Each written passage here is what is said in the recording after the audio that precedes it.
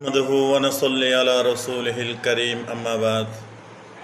मेरे आजी सबाए बुजुर्ग दोस्तों, अल्लाह जल्ला जलालुहु व अम्मान वालहुर वशहुंको मेहरबानी फजल करम एहसान যিনি আমাদেরকে আল্লাহ তাআলা অসংখ্য নিয়ামত দান করছেন, অসংখ্য নিয়ামত আল্লাহ তাআলা আমাদেরকে দান করছেন। আল্লাহ তাআলা সবচেয়ে বড় নিয়ামত হলো আমাদেরকে আল্লাহ তাআলা হায়াতে জীবন যাপন করে দুনিয়াতে রাখছেন। আজ এই জন্য ভাই বেশি বেশি আল্লাহ তাআলার শুকরিয়া আদায় করা। আলহামদুলিল্লাহ, যে ব্যক্তি নিয়ামতের শুকরিয়া আদায় করবে আল্লাহ তাআলা তাকে নিয়ামত বৃদ্ধি করে দিবে। লা ইন শাকারতুম আযিদান্নাকুম ওয়া লা ইন কাফারতুম ইন্না আযাবি লাশাদীদ। যারা নিয়ামতের শুকরিয়া বেশি বেশি নিয়ামতের শুকরিয়া আদায় করবে আল্লাহ তাআলা তাদেরকে নিয়ামত বৃদ্ধি করে দিবে, নিয়ামত বাড়াই দিবে।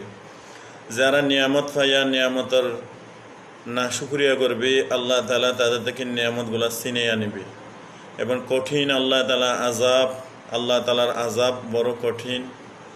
এই জন্য ভাই সবসময় আল্লাহ তাআলার শুকরিয়া আদায় করা।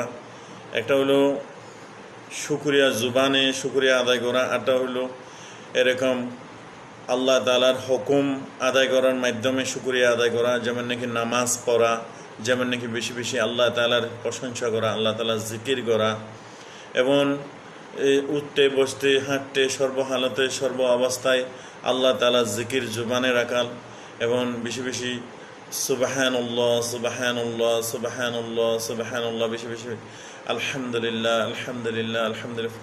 এই জন্য বেশি বেশি আল্লাহ তাআলার দিয়ানকে আলোর সাথে আল্লাহ তাআলার জিকির জুবানে রাখা এবং যত বেশি জিকির করবেন, যত বেশি আল্লাহ তাআলার স্মরণ করবেন, তত বেশি আপনার কলব পরিষ্কার হবে। এরকম কলব যখন পরিষ্কার হবে, যত অন্তরের মাঝে যত নেফাক আছে, যত এরকম বুরাই শীষ আছে, সবগুলা অন্তর থেকে বের হয়ে যাবে। তখন শুধু আল্লাহ তাআলার স্মরণ মনে পড়বে এবং আল্লাহ তাআলার মুহাব্বত দিলে জমবে এবং ইবাদত করতে ভালো লাগবে, নামাজ পড়তে ভালো লাগবে, জিকির করতে ভালো লাগবে, এরকম ভালো নেক আমল করতে ভালো লাগবে। ভালো লাগার মানি হলো হেদায়াত। ভালো লাগার মানি হলো আল্লাহ তাআলার কাছে আপনি কবুল হইতেছেন।